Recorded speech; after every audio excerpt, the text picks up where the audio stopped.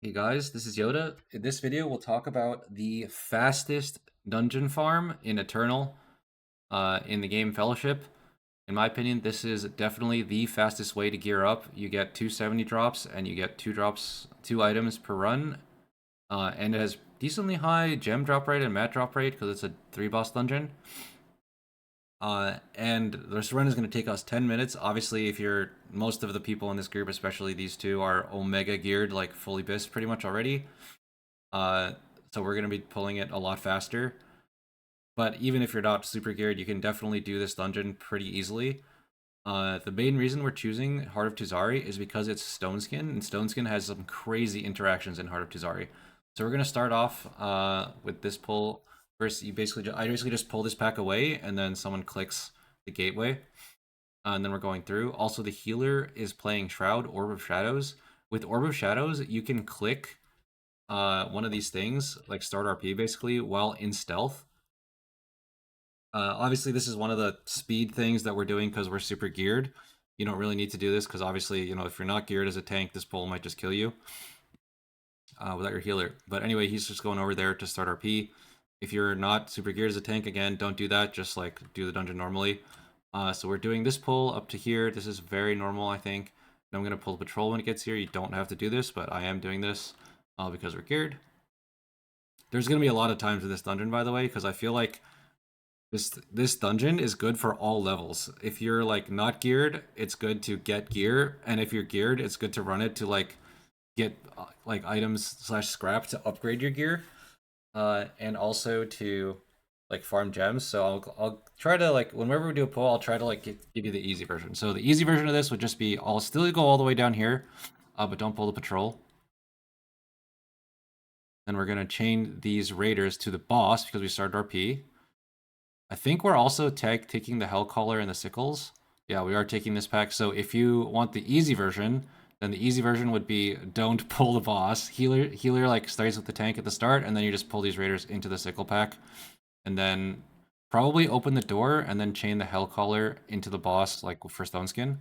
That's probably how I would play this if I was not super geared. And then on the boss, it's just the boss as normal. Make sure you don't let any balls in. If you do let a ball in, so everyone's going to take damage. Healer is soaking actually a lot of balls. And by the way, not apparently not everyone knows this. You can walk into the fire to clear stacks as you just did there. So basically the goal is you soak a bunch of balls. As the non-tank, you soak some balls and then walk into the fire to clear your stacks. As the tank, I would recommend not taking any balls if you're not geared. It increases your damage by 20%, damage taken by 20% per stack, and the boss, all of the unavoidable damage that the boss does is to the tank. I am kind of soaking them because I'm over geared for the dungeon, but ideally you're just like cutting the boss around and not letting the balls in, and your DPS are soaking the balls for you. You can soak balls in a pinch, and obviously you can soak balls if there's fire out, you just insta clear. Alright, so that's this boss.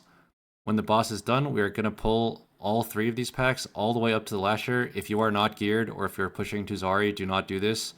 You would pull just the 3 Invoker packs. You'd pull this, this, and this, and then if you're Helena, you Grand Melee them in. If you're Mako, you just cyclone them and you fight them like together over there. We are obviously over geared and doing this run, so we're going to pull the Lasher. We're going to pull all the way into the Lasher. And we have Mara, who is really good at doing funnel damage to the Lasher. So the entire theme of this room, by the way, the way we're going to collect most of our count, and the reason this dungeon is so good to farm on +2 Stone Skin, is because these Barber Slashers basically one-shot the Slaughter Vines for you when they die. You notice this Barber Slasher is about to die with Stone Skin. We're not pulling that many flowers because we have 3 casters with us. But as you notice, as soon as it dies from all that funnel damage, it basically just kills all of the small flowers off by itself. So there's 3 more Barber Slashers in this room, and we're going to use them to kill every Slaughter Vine in the room, or as many Slaughter Vines as possible. If you don't have Orb of Shadows, by the way, or some other way to skip a lot of packs, then this is going to be tougher for you to do. I am also pulling 1 Barber Slasher at a time. So normally if it was a low key, and I was geared, I wouldn't pull 1 slasher time, I would probably pull 2. But since it's Stone Skin, basically the plan is to like pull 1, get it low, and then chain. Pull 1, get it low, and then chain, etc. Obviously, I think I actually should have pulled 1 lasher in there, but our Grime died, so I was kind of taking it slow. Yeah, that's basically the whole theme. You just pull a lasher, focus it down, and then when it's about to die, spawn a bunch of slaughter vines for that are going to get hit by the stone skin from it. By the way, you may think, at least I thought, all of the small slaughter vines would also be killing the big barbar slasher, but the way stone skin works is that it's actually a 6 second dot, and it is only applied. It's only like you can't stack the dot up. So if like two slaughter vines die next to something, it's basically it gets the dot of one slaughter vine. So what matters is the highest health mob that's dying. And in this situation, it's the barbar slashers. They have way more health than the slaughter vines. So here I am running around spawning a bunch of flowers for the big barbar slasher to explode on all of them. It is uncapped AoE damage basically as a reward for killing one big mob. So this whole time, everyone should just be single targeting the barbar slasher, and it just explodes on all the slaughter vines. We have like what 74% count after this room, so it's kind of crazy. Then we're just gonna wait for everything to pass, and we're skipping, I think, with Orb of Shadows. If you do not have Orb of Shadows, then you basically can't do the skip. You could maybe Portal skip it, but yeah, you really want Orb of Shadows because you're skipping 2 packs. Here it is. Watch out for the Spirited Vortex, by the way. I had Spirited Vortex for 1 second left there. That's why we took it slow. If you don't have Orb of Shadows, then you basically would play way less flowers and go this way. But this route is much better with Orb of Shadows because the whole point of doing Stone Skin is to like farm off all those flowers, or at least most of the point. So here you can pull this pack through the wall with Stone Shield, or you can just start RP. Either way, I do recommend fighting this pack with like the pack in front of the boss. So we're also going to pull it into the boss. Obviously, this is because we're over geared. If you are under geared, do not do this. If you're pushing hard Tuzari, do not do this. But we are going to do this because we're over geared. Basically, what's going to happen is the rogue or the Mara is going to kill the Bulgor, and the Bulgor is going to explode on everything.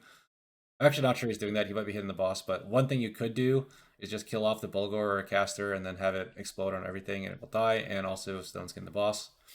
Again, if you're not geared, do not pull the boss with this strategy. Just kill off the trash first and then go boss. Probably with the ideally with the Bulgor still alive, so you can at least explode the Bulgor on the boss. On this boss, we are also going to let every flower spawn. If you are pushing Tazari or if you're under geared, probably don't do that. Also, one interaction here with the Bulgor with Stone Skin, you'll see that once the Bulgor pops from Stone Skin, he's going to do damage to all of these Slaughter Vines. And one of the mechanics of this boss is that all damage to the Slaughter Vines gets reflected to the boss, 40% of it anyway. So the Bulgor is effectively like 8x stone skinning or 10x stone skinning the boss. Look at the boss's health drop. It's like 6% a tick or something. It's actually insane. So if you do manage to keep the Bulgor alive all the way for the Slaughter Vines, that is crazy, good and efficient. Otherwise, the strat is just on the first. Again, for if the strat completely changes based on your gear, if you are over geared, basically we just let the first Legion completely resolve, and then let all the slaughter vines come in, and then basically just funnel damage onto the boss by AoEing the slaughter vines. If you are under geared, or not at nearly as geared or pushing or whatever, then my recommendation would be to play the first Legion normally, like actually soak all of the things, except for like maybe 5 slaughter vines, and then focus down the tentacles that spawn, and then this on the second Legion, you let a lot of them spawn, and then use that Legion to kill the boss on Thorn Mother's Slumber. Then if you're like super under geared, then you can't even kill the boss there, and you have to like step on those flowers and kill them on the third one. But that version of the boss is very difficult. I would recommend if you're doing that version of the boss, you're probably not farming Eternal 2. Okay, so here since we have so much count, we are portaling. I actually didn't even realize we were portaling, so I accidentally pulled these pillagers. Again, we're over geared, so it's all good. And we're gonna go to the right here. And I think someone is so the way this works is as soon as I aggro this pack, anyone who's not in combat can click this and it'll open the gate. The way we play this usually is we kill both invokers and then bring a Bulgor to the boss for Stone Skin. So we're going to finish off the pack and then change the boss. We actually didn't pull the Bulgor. I think I probably should have, honestly, but whatever. Speedrun tactics, sometimes the runs blur together and it's not perfectly clean. Okay, we just pull all the trash of the boss. Again, you're probably, if you're watching this video, you may or may not be geared enough to do this. If you're not geared enough, just like bring up just like pull this trash or even less than this trash with a Bulgor and then bring the Bulgor to the boss for Stone Skin. we are doing this because we're super overgeared and can easily survive it. And then you just play the boss. Some tactics I've learned about this boss. The chosen spawns are kind of random. If you're playing Mako, then you can just look for like a triple or hopefully at least a double on your Cyclone. You can also have your allies and knock if they have knock. Basically, a Rhyme has knock.